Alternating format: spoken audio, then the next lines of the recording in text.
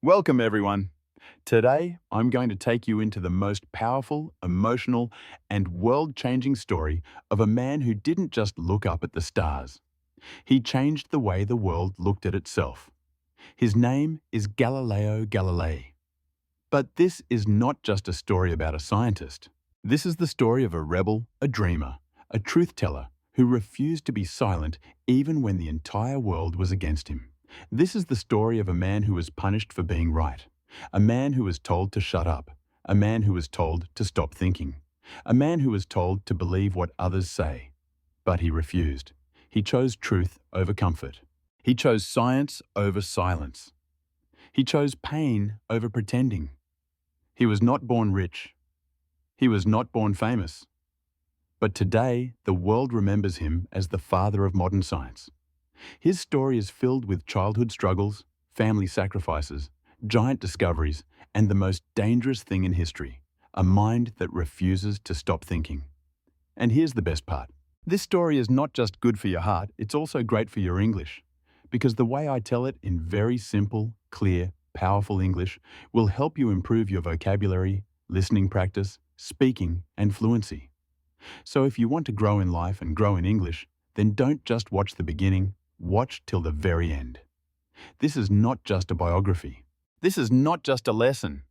This is a movement, and you are now part of it. Subscribe right now because I promise the next 4 parts will change how you see life, history, science, and yourself. Let's begin with the very beginning of Galileo Galilei's life. Part 1. The birth of a mind that would not obey. Let's go back in time. Not 100 years, not 200 years, but more than 450 years ago to the year 1564. At that time, Europe was ruled by kings and churches. There was no electricity, no mobile phones, no science as we know it today. Most people believed that Earth was at the center of the universe. They believed the sun moved around Earth because that's what the church told them.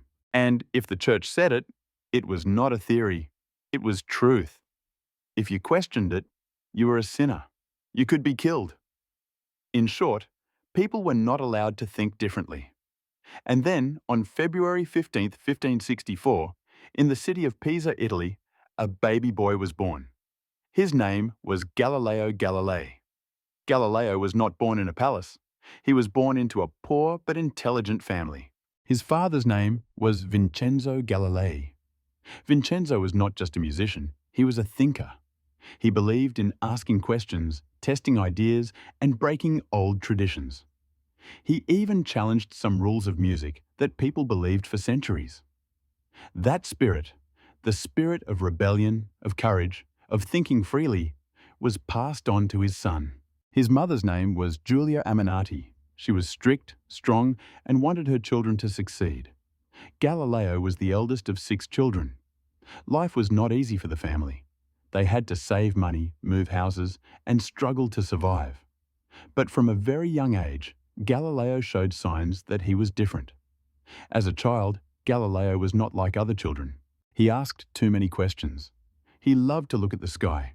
He stared at stars for hours. He watched how things moved. He wanted to know why. He didn't just accept what people told him. He wanted to see it himself. Once, when he was just a young boy, he went to church with his father. He noticed a lamp hanging from the ceiling, swinging slowly. Most people just saw a lamp, but Galileo saw a pattern. He took his pulse, counted his heartbeats, and he discovered that each swing of the lamp took the same time, even when it moved in small circles. That was one of the first scientific observations of his life. He had discovered something that would later become the foundation of pendulum clocks. And he was just a child. Galileo's father wanted him to become a doctor because doctors earned good money. So, at age 17, Galileo went to the University of Pisa to study medicine, but he hated it. He found it boring. He didn't want to learn about herbs and diseases. He wanted to learn about math, movement, stars, planets, and time. So instead of studying medicine, Galileo secretly started studying mathematics. He borrowed books. He taught himself. He listened to lectures he wasn't supposed to attend. And soon he was better at math than most of his teachers. Eventually, he dropped out of medical school and decided to follow his passion. This decision was risky. His family was poor. He had no job and no guarantee of success, but he chose the path that spoke to his soul. In his early 20s, Galileo was broke, but his mind was alive.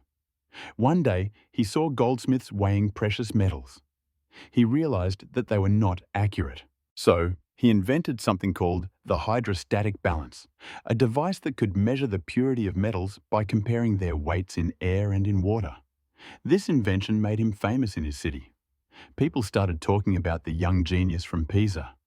He didn't make much money, but his name had begun to shine.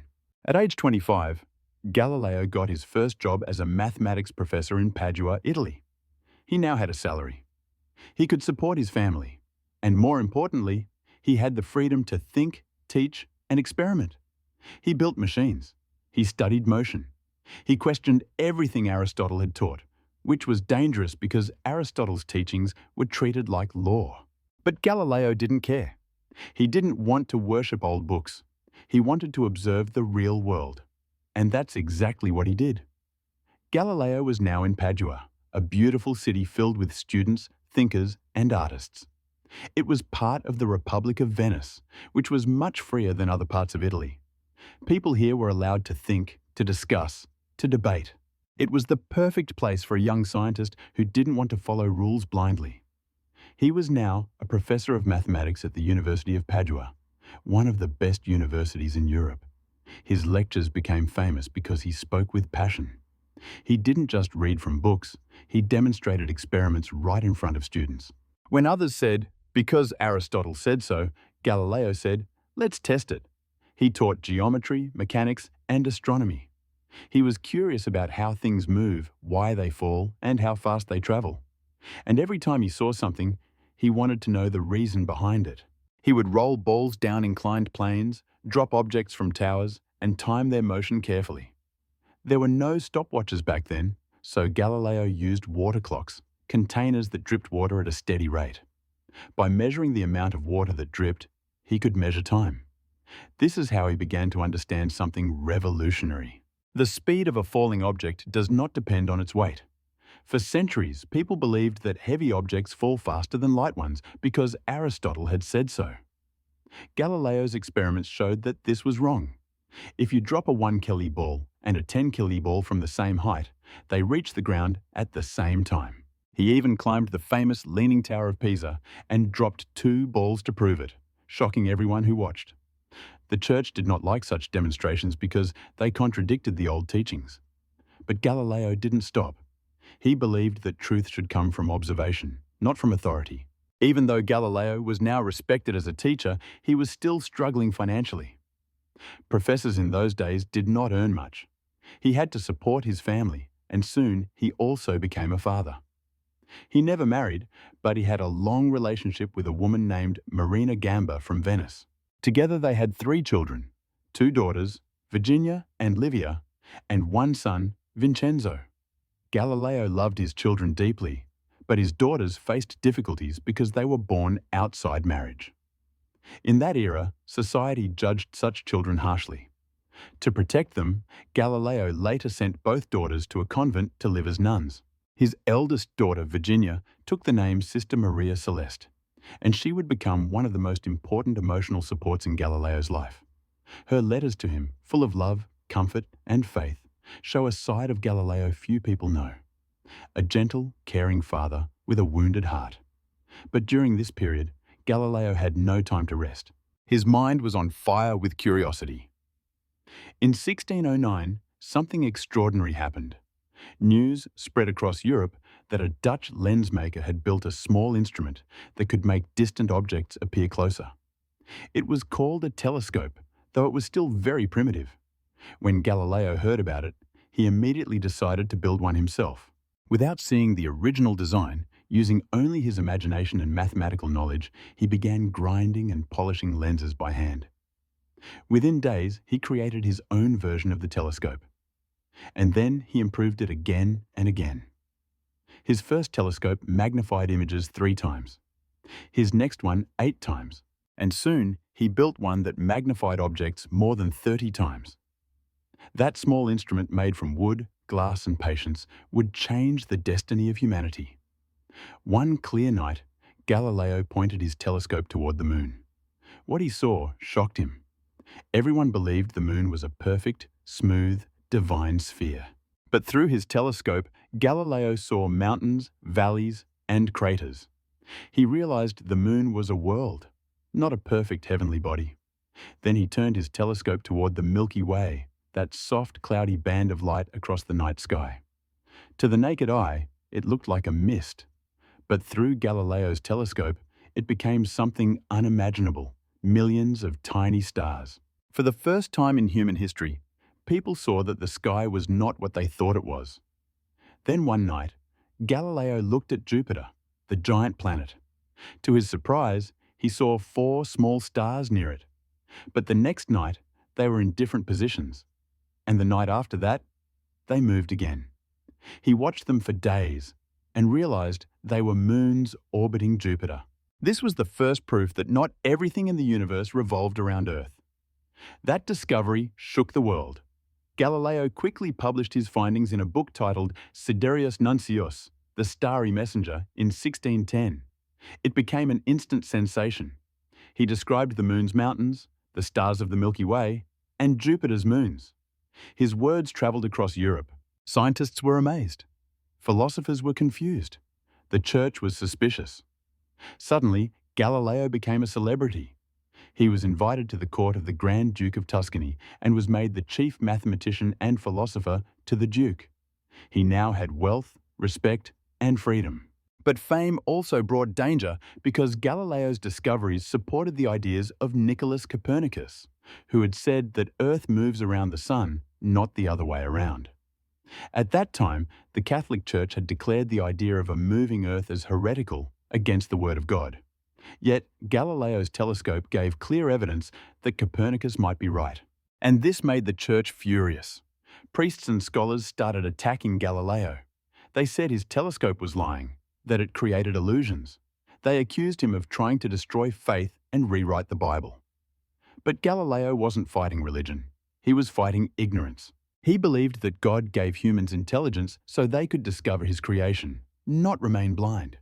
He said, "I do not feel obliged to believe that the same God who has endowed us with sense, reason, and intellect has intended us to forgo their use." He tried to explain that science and faith could exist together, but the church didn't want to listen. For them, power came from control, and control came from silence. And Galileo was a man who refused to be silent. Galileo continued his observations. He turned his telescope toward Venus, the bright planet that shines in the evening and morning skies.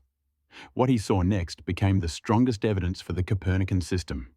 Venus showed phases like the moon. Sometimes it appeared full, sometimes half, sometimes as a thin crescent. This could only happen if Venus orbited the Sun. That meant the Sun was truly at the center, not Earth. It was undeniable. Galileo had the proof, but his proof was too dangerous for his time. By 1616, the tension between Galileo and the Church had grown unbearable.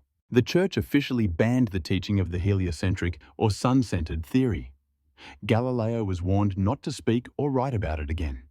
He obeyed for a while, but deep inside he knew the truth couldn't be buried forever. He wrote letters to his students and friends, encouraging them to observe, to test, to think. He became a symbol of intellectual courage. Meanwhile, his health began to weaken. He suffered from arthritis and severe headaches. Yet, even in pain, he kept writing, teaching, and experimenting. The more the Church tried to silence him, the louder his truth became. During this difficult time, Galileo often exchanged letters with his eldest daughter, Maria Celeste, who lived in the convent. Her letters were filled with compassion. She encouraged her father, reminded him to eat, to rest, to keep faith in God's plan. She even baked him cakes and sent them secretly through messengers. In her eyes, Galileo was not just a scientist. He was a good, kind, and loving man. Her words were his only comfort in a world turning against him. By the late 1620s, Galileo had spent over 20 years teaching, researching, and observing the heavens. He had proven that truth could be seen through observation. but the world around him was not ready to accept it. In 1623, a new pope was elected, Pope Urban VIII, who was once a friend of Galileo. The scientist felt hopeful again. The new pope admired Galileo's intellect and allowed him to discuss heliocentrism as a mathematical theory, not as a fact. Galileo saw this as his chance. He decided to write his most ambitious work, a book that would change everything. That book was titled Dialogue Concerning the Two Chief World Systems. It would become the cause of his greatest triumph and his greatest suffering. Part 2. The book that changed everything. Galileo was now in his 60s. His health was getting worse. He had painful arthritis. His eyes were tired, but his mind was still burning with fire. He knew that time was running out. He had to write down everything he had learned before it was too late. He began working on the most ambitious book of his life. A book that would take all the years of observation, discovery, and thinking and put them into one single dialogue. A book that would not preach but discuss.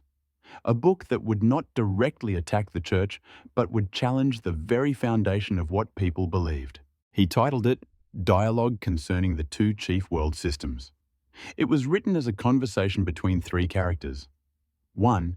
Salviati, who represented Galileo himself, defending the Copernican view that the sun is at the center. 2. Simplicio, who represented the followers of Aristotle and the Ptolemaic model that Earth is the center. 3. Sagredo, a neutral man asking questions, trying to understand both sides. It was a clever idea. Instead of saying this is the truth, Galileo let the characters argue. He made the dialogue feel like a friendly debate, but it was clear. Salviati was intelligent and convincing. Simplicio, whose name literally means simple-minded, came across as foolish.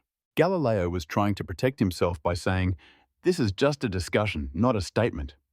But the truth was obvious. The book strongly supported the Copernican view that Earth moves around the sun. He finished the book in 1632. It was published in Florence, and within weeks it created a storm across Europe. Scientists were thrilled. Thinkers were amazed. But the church was furious because the book didn't just present an idea. It made the old worldview look outdated. It made the defenders of Aristotle look weak. And some church officials felt that Simplicio was secretly a mockery of Pope Urban VIII, the very man who had once supported Galileo. The Pope, who had been Galileo's friend, now felt personally insulted, and the friendship turned into a war. That same year, 1632, the church banned Galileo's book.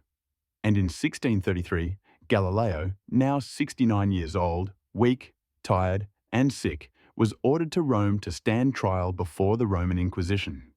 The Roman Inquisition was not a friendly group. It was created to punish those who went against church teachings. They had the power to torture, imprison, and even execute. Galileo knew the danger, but he still went to Rome because he believed in truth.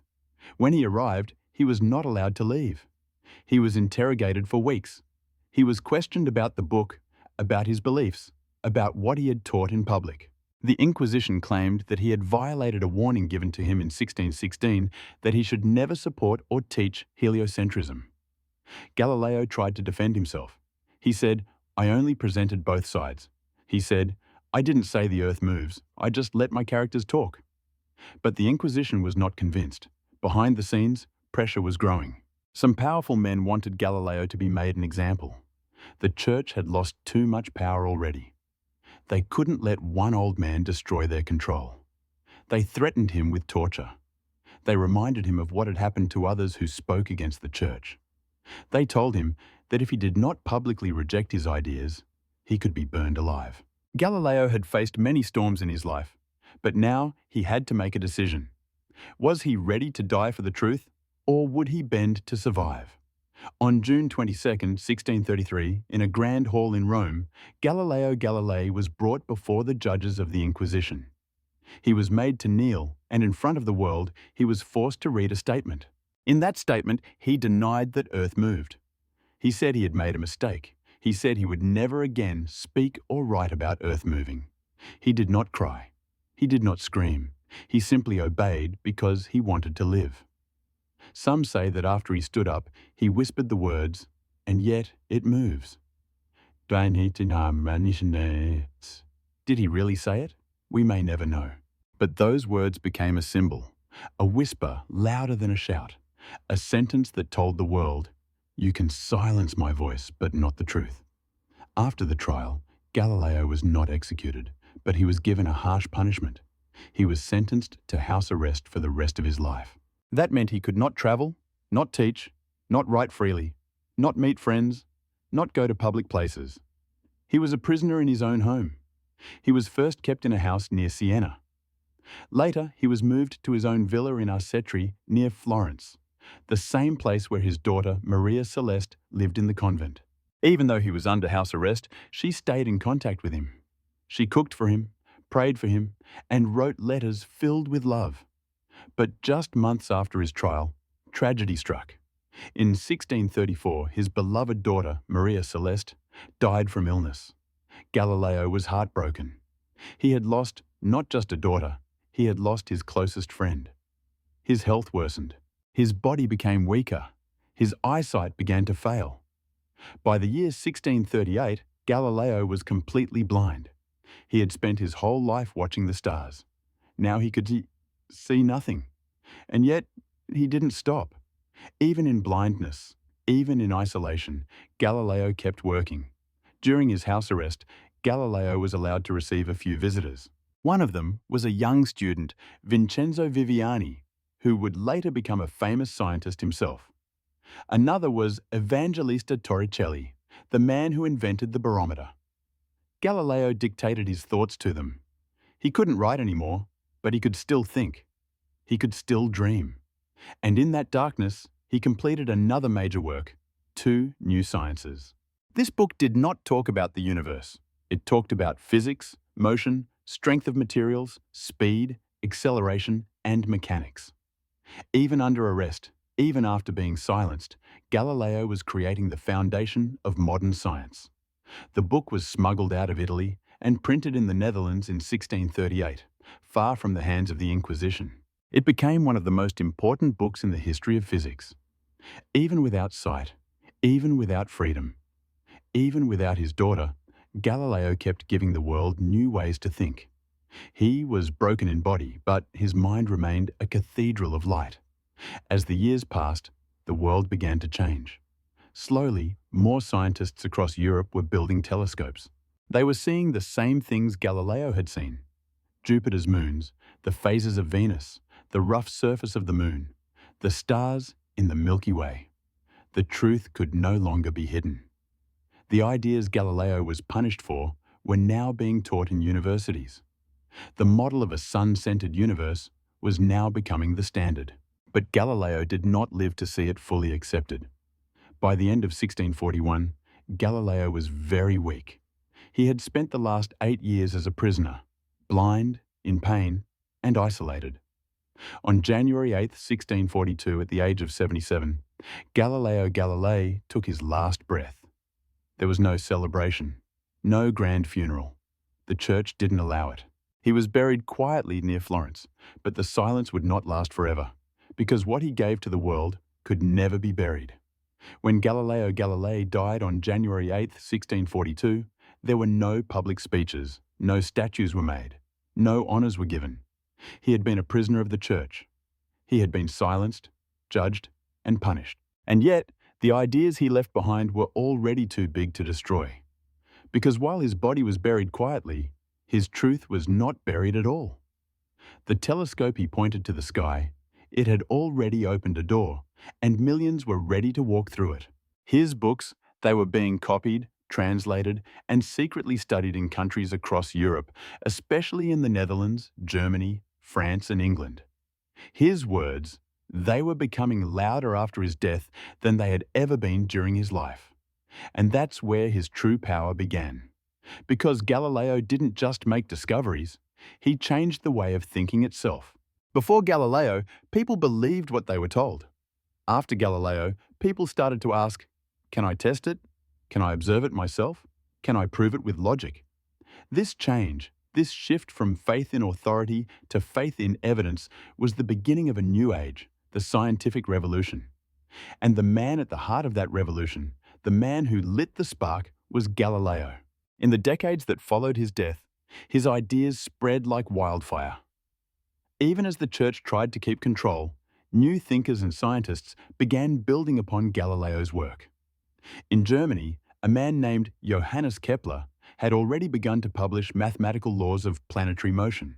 He believed in the heliocentric model and used mathematics to show how planets moved in elliptical orbits, not perfect circles. Kepler and Galileo never met in person, but they respected each other deeply. Kepler wrote letters encouraging Galileo, and Galileo's telescope gave real physical proof that matched Kepler's equations. This combination, observation and mathematics, became the foundation of all modern science. Then came René Descartes in France, a philosopher who famously said, "I think, therefore I am." He supported Galileo's way of doubting, testing, and reasoning. The spirit of logic and method was now alive across Europe. But the most important person who picked up Galileo's torch was born in the very same year that Galileo died. In 1642, the year of Galileo's death, in a small village in England, a baby was born. His name was Isaac Newton. And as Newton grew up, he studied everything that Galileo had discovered. He learned about falling objects. He read about acceleration. He saw how Galileo had questioned Aristotle and dared to think differently. Newton once said that his own success came because he was standing on the shoulders of giants. One of those giants was Galileo. Newton would later develop the laws of motion, the law of universal gravitation, and create a new form of mathematics called calculus. It's almost poetic. Galileo showed the world that the apple falls. Newton showed why. But Galileo's impact wasn't just limited to science. His life story became a symbol of courage, of rebellion, and of freedom of thought. Writers, artists, and philosophers saw Galileo as a man who had fought power with truth. Voltaire, the great French philosopher, called him a martyr of reason. Plays were written about him. Books were inspired by him. And slowly, the church itself began to change. At first, they stayed silent, but time has a strange way of forcing the truth to rise. In 1718, more than 75 years after his death, the church lifted its ban on Galileo's dialogue concerning the two chief world systems. It could now be published, but only in a corrected form. Still, it was progress. Then, in the 1800s, scientists around the world started to publicly celebrate Galileo as the father of modern science. His birthday, February 15th, became known in some parts of Europe as Galileo Day. Schools began teaching his work. Towns and cities named streets after him. Telescopes and observatories were built in his honor. And yet, the biggest moment of justice had not come yet. Because the Catholic Church, the very institution that silenced him, judged him, and locked him away, still had not admitted its mistake. That would take time. A lot of time. Fast forward now. Not 10 years, not 100 years, but 350 years after Galileo's trial. In the year 1992, Pope John Paul II, the head of the Catholic Church, stood in front of the world. He gave a historic speech, and in that speech, he said something the Church had never said before: that the Church had been wrong to condemn Galileo, that Galileo was a man of faith and science, and that his punishment had been unjust. The Church officially cleared Galileo's name more than 3 centuries after his death. The truth had finally been accepted. The voice that had once been silenced was now being honored by the very power that had tried to destroy it. It was late, but it was beautiful. Galileo's influence also reached space. In 1989, NASA launched a spacecraft named Galileo to study Jupiter and its moons, the very planets he had seen with his telescope 400 years earlier. That spacecraft sent back thousands of images. It discovered new details about the atmosphere of Jupiter, the structure of its moons, and the movement of its rings. In many ways, it was as if Galileo's eye had returned to the stars. Not through wood and glass this time, but through steel, fire, and space. When the spacecraft ended its mission in 2003, it was crashed into Jupiter's atmosphere. A final poetic goodbye. A man who once stood on Earth and looked at Jupiter was now having a machine named after him become part of that very planet. Even today, Galileo's name continues to shine. There are craters on the moon named after him. There are schools, universities, museums, and science institutes around the world carrying his name. He is studied in every physics class, every astronomy course, every scientific textbook. In Italy, near Florence, where he had lived his last years in house arrest, now stands a tomb of honor. Inside the great Basilica of Santa Croce, the same church where Michelangelo is buried. Galileo's body was moved there in 1737, nearly 100 years after his death. People from all over the world come there to pay respect to the man who refused to be silent. But his greatest legacy is not in stone. It's not in space. It's not even in science alone. His greatest legacy is in how we think. Today, when a child asks, "Why does the moon change shape?" When a student wonders, "How do I know what's real?" When a scientist says, "I need evidence before belief," that is Galileo's voice living on. Because Galileo taught us that you don't have to be powerful to speak truth. You don't have to follow the crowd to find the path. You don't have to be perfect to change the world. You just need one thing, a mind that will not obey blindly. And that is why Galileo Galilei is more than a scientist. He is a symbol. Part 3. The man behind the genius. Now that the world knows what Galileo achieved in the skies and how his legacy transformed science, it's time to walk into a quieter space, into the man's private world. Because behind every revolutionary, there is a human being. Behind every discovery, there is doubt. Behind every truth-teller is a heart that breaks in silence. Let's begin with what history rarely tells you, the cost of being Galileo Galilei. He was not born into money, and even during fame, he was constantly struggling financially. As a young man, he had to teach, tutor, and build devices just to keep food on the table. Not only for himself, but also for his extended family. He supported his brothers, sisters, his mother, his children, and even servants. When he became established, he was responsible for many lives. And even though he was well known, the money never matched the fame. His inventions were praised but not patented. Others copied his ideas. He gave lectures, but universities often delayed or reduced his pay. He had to write letters begging for salary he had already earned. That was the reality. His scientific spirit was pure. But the world around him, politics, egos, power, was anything but pure. Still, Galileo worked harder than ever. And during the day, he was solving the universe. But at night, he was writing letters to secure jobs for family members or to defend himself against jealous rivals. He was a provider, a father, a teacher, a fighter, and a prisoner of truth, all at once. Now, let's finally talk about how he changed the world of science, not just what he discovered. Galileo didn't just look at the sky. He measured it. He didn't just guess.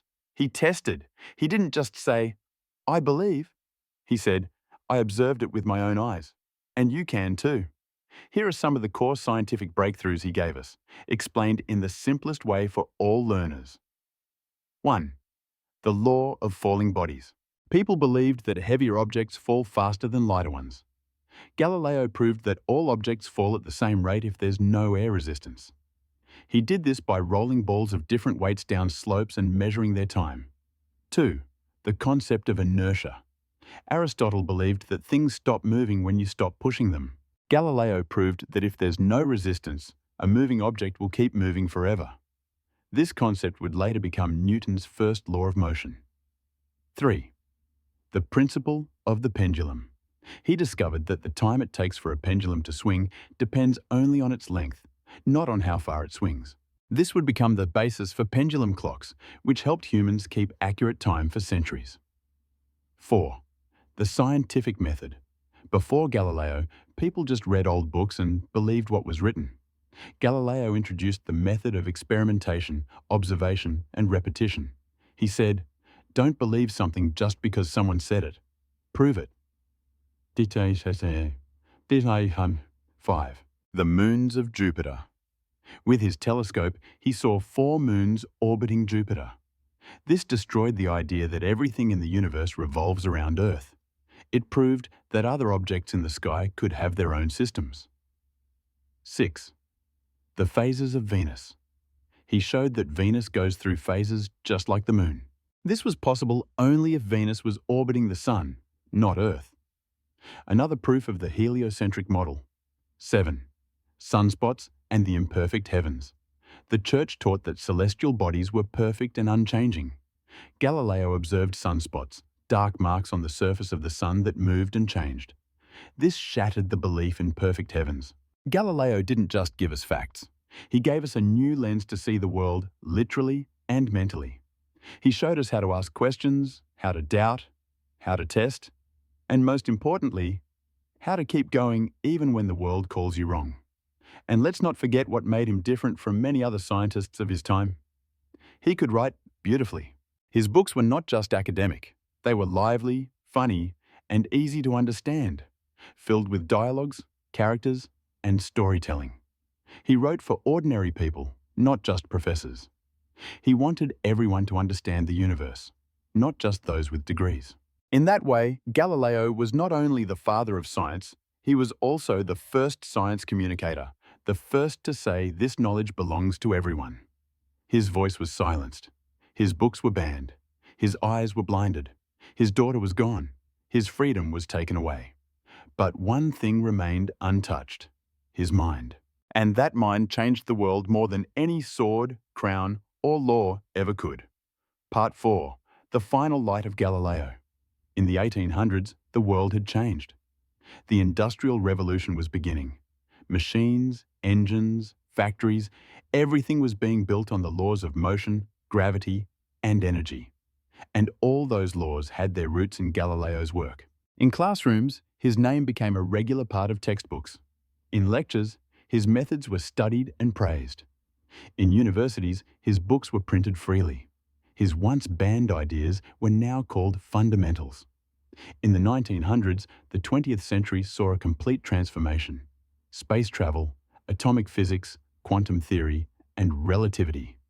But his story didn't stop there.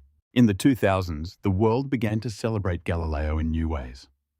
In 2009, to mark the 400th anniversary of his first telescope, the United Nations declared the year the International Year of Astronomy and honored Galileo as the father of that field. Across the globe, scientists hosted stargazing events, built replicas of his telescope, and told his story to new generations. In art, in poetry, in science fiction, in space missions, his name appeared everywhere. Let's talk about something deeply symbolic. The Galileo spacecraft. Launched by NASA in 1989, the spacecraft traveled to Jupiter, the very planet Galileo had observed through his handmade telescope. It arrived in 1995 and spent years studying Jupiter's atmosphere, rings, and moons. It discovered facts Galileo could only dream of. It recorded lightning on Jupiter, studied the planet's magnetic field, and even gave clues about possible oceans beneath the icy surface of its moon Europa. Then, in 2003, the spacecraft was sent into Jupiter's atmosphere. A planned end to the mission. But think about that for a moment. A man who once looked at Jupiter through a glass tube now had a machine named after him, crashing into that same planet, carrying human curiosity to its edge. Back on Earth, his story continues to grow. Today, there are schools named after him, statues built in his honor, telescope brands with his name, a lunar crater named Galilei, a moon of Jupiter named Galilean Moon, a GPS satellite system in Europe called Galileo, a 3D digital museum in Florence where his original tools, books, and even bones are preserved. Even in death, he continues to inspire scientists, writers, philosophers, and English learners around the world. And now we reach the true end. Not just the end of a man's life, but the meaning of that life. So what did Galileo really teach us? Not just that Earth moves, not just that stars are made of fire, not just that science is real. He taught us something far bigger. He taught us that you must ask questions even when others are afraid. You must believe in truth even when no one claps for you. You must keep going even when the doors are closed. You must choose knowledge over fear. You must dare to look through your own telescope and see the world for yourself. He taught us that one man standing alone with a piece of glass pointed at the sky can challenge an empire. And that truth, even if whispered, will one day be louder than all the lies. That is the story of Galileo Galilei, a man who was not a king, not a soldier, not a saint, but a man who believed that light travels farther than darkness. And today, that light is still shining in every classroom, in every telescope, in every sky, and in every mind that refuses to stay silent. Thank you for listening. Now you know his story. Not just the facts, but the feelings, the pain, the sacrifice, and the victory. This story was also a lesson in English, in life, in courage, and in humanity. If you're here at the end, you are part of something special. Now go ask your questions, build your own telescope, and carry forward the fire that Galileo started, because the stars are waiting for you.